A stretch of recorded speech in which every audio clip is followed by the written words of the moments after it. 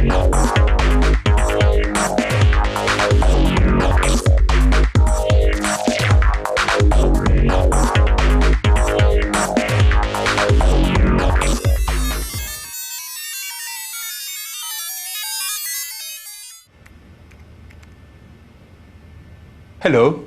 you're ready for another lesson in our Information Technology series on your Practical Assessment Task, or PAT.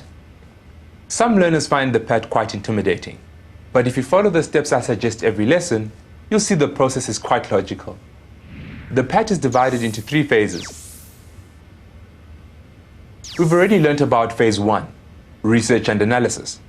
In the last lesson, we started phase 2 and learnt about program specifications. Today's lesson will be the first part of algorithms. Tabo has arrived.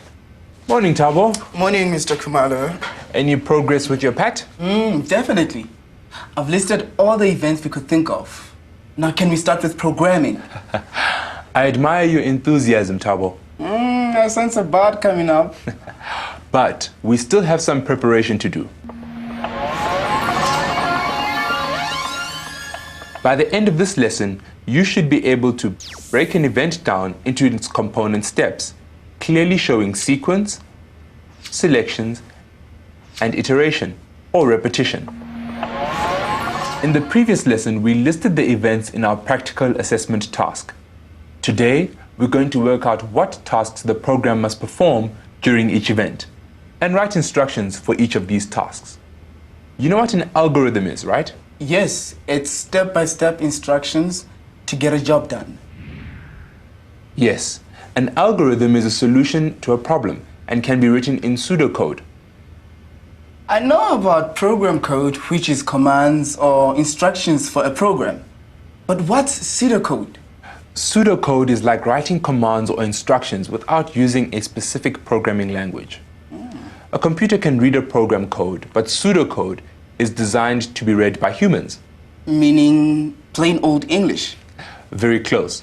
It uses English words, but it uses programming language structures. That means the syntax or sentence structure of pseudocode is similar to program code. It's easy to translate an algorithm in pseudocode into any program language. Let's summarize the differences. Program language or code is very formal. It uses strict syntax rules. It uses program control structures like the sequence, selections, and iteration. Pseudocode is less formal, has no strict rules for syntax, meaning sentence structure, but it uses program control structures for sequence selection and iteration. Each step in the algorithm is an instruction that describes what the program must do during an event. Like getting input and giving output? Yes. The steps in an algorithm give instructions that describe input, processing, the storing of data, and output. We don't name any computer devices like the keyboard or the monitor or any GUI components in an algorithm. But we do specify storage locations like database, text files, or object in RAM. These instructions usually follow the same pattern, almost like a formula. The format of an instruction is usually do what, where, with the where being optional. Let's look at an example. Take the login instruction. What does the user have to do where? The user has to input his name and get a password. Yes.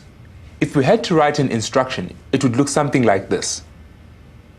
The input name will be do what, get password from object will be do what where, store address in the database will be do what where.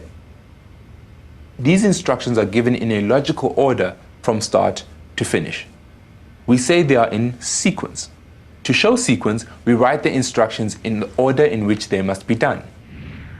Instructions in an algorithm must be in sequence.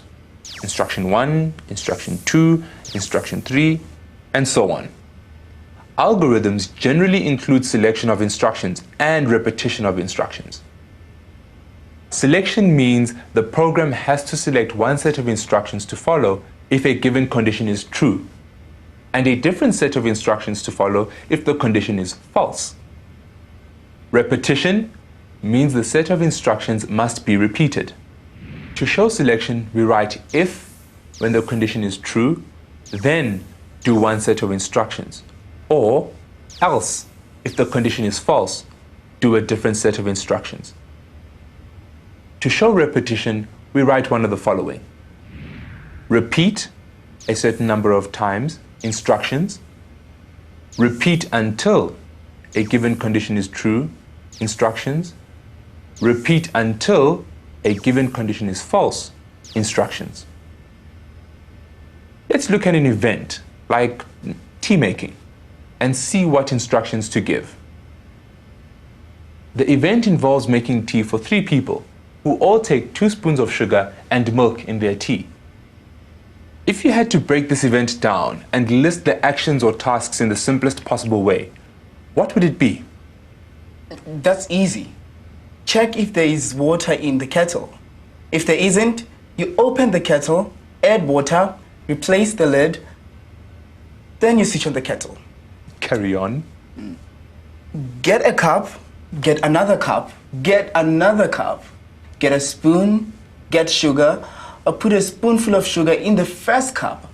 Put another spoonful of sugar in the first cup, put milk in the first cup, put tea bag in the first cup. Let's stop it there. You've just created an algorithm. Did you notice that each statement used a verb to give an instruction? Yes. Do this, do that. If this is true, do this. Otherwise, do that. Exactly. What else did you notice? There is a lot of repetition. Yes. It's important to identify the repetition. If you do it now and write a clear algorithm, it will make programming a lot easier later. We use indentation to show which instructions are involved in the repetition or iteration. By indenting the instructions, I can easily see which instructions must be repeated just by looking at the algorithm. It would look something like this. Repeat instruction 1, instruction 2, instruction 3. Next instruction, not included in the repetition. Let's write down the algorithm for the tea making event. We first check if there's water in the kettle. If there isn't water, and now I use indentation to indicate that the next 3 tasks are only done if the condition there is no water in the kettle is true. Remove the lid, add water, replace the lid, switch on the kettle.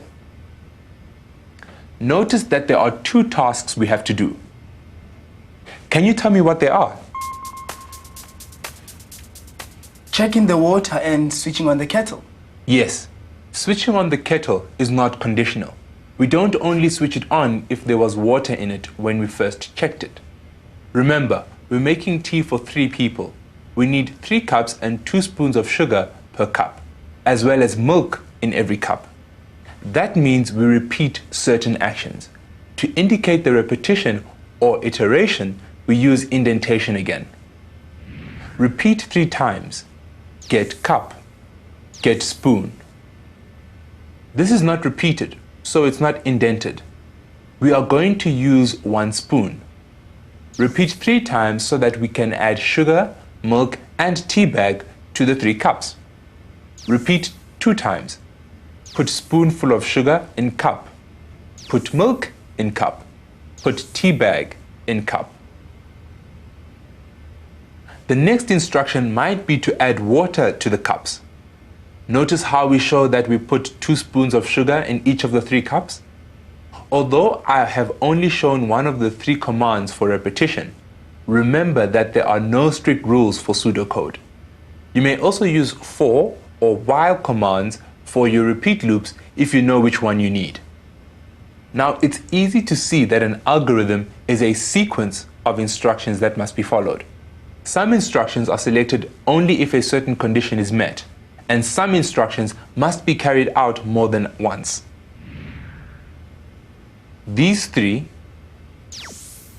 sequence, selections, and iteration or repetition, are the program control structures. They control the way a program works. Let's look at the same example. The algorithm runs in sequence from start to finish. First check for the water in the kettle. Then switch on the kettle. Don't switch on the kettle before you check for water. You can't put in sugar and tea bags before you get the cups. The algorithm can include selection. If there is no water, then the following tasks must be done. Remove the kettle lid, add water, and replace the lid. And repetition or iteration. For example, getting 3 cups. We also repeat twice for each of the 3 times the action of adding a spoon of sugar to a cup. To make programming easier later, it's important to write an algorithm for each of the events in your PAT. Okay, let's see if I got this right. I'll have to break each event into tasks and write an instruction for each task. That will tell the computer what it must do to handle the input, output, processing, and storage for that event. Perfect. You could start by looking at input and output instructions. Input from the user via a keyboard or mouse, and output to the monitor or printer is usually stored temporarily in variables in RAM. We will look at how to deal with variables later in the lesson. The user interacts with input and output components on the GUI using peripherals, or input and output devices. Do we have to mention GUI components in our algorithms? No, Thabo. Remember that you are using pseudocode, not a programming language. What about the devices? No devices or GUI components, only storage components. We want to keep the algorithm clear and concise. But if we use a limited number of verbs in a consistent way, we can clearly show which device is involved in the task. Here's an example. If input or output involves the user, we say input and input selected. This means put the data the user provides in input components into the RAM. We also use the verb display, which means display the data in the RAM in the output components on the monitor. Oh, I get it. The verbs in the algorithm indicate the devices or components involved. Select must imply the use of the keyboard or mouse. Yes. And remember that input and output both involve moving data between the RAM and the user. Here are some examples of input and output instructions for transferring data between the user and RAM. Input indicates that data must be moved from an input component into the RAM. The device is the keyboard. Input selected indicates that data must be moved from an input component into the RAM. The device is the mouse. Display indicates that data must be moved from the RAM into an output component where the device is the monitor. We have 3 very brief instructions that are easy to understand. Input username uses the keyboard and an input component, like this here.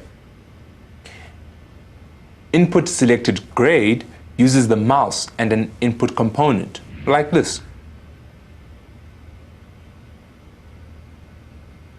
Display welcome message uses the monitor and an output component, like the screen. What other input or output devices can be used where the GUI components are not needed? The printer, I think. Or sound. You can play sound or record sound. Yes. The verbs we use for other input or output devices when the GUI components are not needed are print message. Output must go to the printer. Play sound. Output must go to the speakers. Record sound. Input must come from the microphone. To summarize, when data is transferred between the user and RAM, we indicate it as follows. input username, input selected grade, display message. And when data is transferred between the device and RAM, we use print message, play correctly pronounced word, record voice or other sound. Some input and output or movement of data for an event does not involve the user. It will be between the RAM and permanent storage, such as a database or text file. How would we indicate that? If you consistently use fetch and store to refer to databases, the instruction will be simple but understandable. Here's an example. For data transfer between database storage and RAM, you could use fetch password, where data moves from the database into the RAM, and store password, where data moves from the RAM into the database. So we have to use specific verbs in our algorithms. While it's easier, there are no strict rules, so you could also say input password, but then you must add from database. You can state the instruction in any way that a human will understand it, but you must be consistent in your instructions. If you say input password, it means the user must provide the password. If you say fetch password, it means the database must provide the password. Any suggestions on what we can use for data stored in text files? Remember, we can either read data from the text file or write data to the text file. Oh, to move data from the text file into RAM, read. And to move data from RAM into a text file, write? Yes. Well, now we have an idea of how to show instructions for input, output, and permanent storage during an event. In the next lesson, we'll take a look at how to show processing instructions. For now though, try today's task.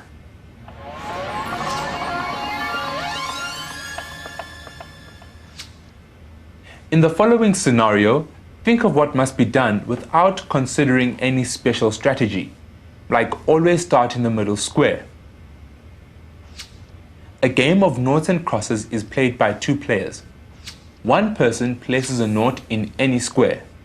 Then the other places a cross. The first person to get 3 of their symbols in a line, row, column, or diagonal wins the game. 1. List the instructions for the game, showing sequence and repetition only. 2. Show the selection or if statement that was used for the move, where X placed a symbol to try prevent nought from winning, in the bottom right square.